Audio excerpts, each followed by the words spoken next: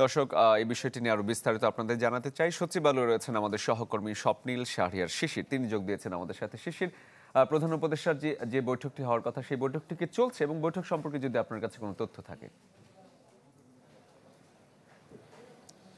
শরীফ, আমার পেছনে যে ভবনটি দেখতে পাচ্ছেন এটি সচিবালয়ের ৬ নম্বর ভবন। এই ভবনের ১৩ তলাতেই আজকে এই উপদেষ্টা পরিষদের বৈঠকটি হচ্ছে এবং প্রধান উপদেষ্টা ডক্টর মোহাম্মদ ইউনূসের সভাপতিত্বে এই বৈঠকটি হচ্ছে।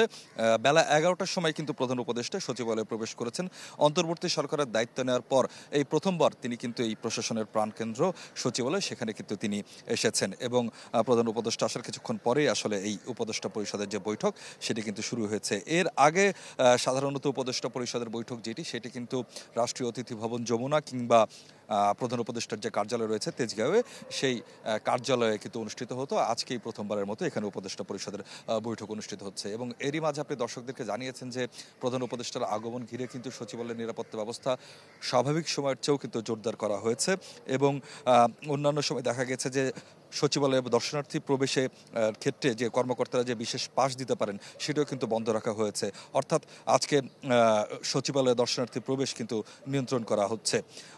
যেটি বলছিলাম যে এখানে উপদেষ্টা পরিষদের বৈঠক হচ্ছে, আমরা এখন পর্যন্ত যেটি জানতে পেরেছি যে আন্তর্জাতিক অপরাধ ট্রাইব্যুনাল আইনের যে সংশোধন প্রস্তাব সেটি উত্থাপন করা হতে পারে বলে কিন্তু আমরা জানতে পেরেছি। যদিও এই বিষয়ে এখন আনুষ্ঠানিকভাবে উপদেষ্টাদের পক্ষ থেকে আমরা কিন্তু কিছু নিশ্চিত হতে পারিনি। আমরা ধারণা করছি হয়তোবা যখন বৈঠক শেষে তারা বের হবেন তাদের কাছ থেকে আমরা সেই বিষয়টি জানতে পারবো। একই সাথে শরীফ, আরেকটি বিষয় জানিয়ে রাখি, আজকে সন্ধ্যায় কিন্তু ফরেন সার্ভিস একাডেমিতে প্রধান উপদেষ্টার প্রেস উইং থেকে একটি প্রেস ব্রিফিং এর আয়োজন করা হয়েছে। সাধারণত এই প্রেস ব্রিফিং থেকেই উপদেষ্টা পরিষদের যে বৈঠকের যে সিদ্ধান্তগুলো হয় সেই বিষয়ে বিস্তারিত তুলে ধরা হয়। তো আজকেও সেই প্রেস ব্রিফিং থেকে আসলে উপদেষ্টা পরিষদের বৈঠকের বিস্তারিত জানা যেতে পারে।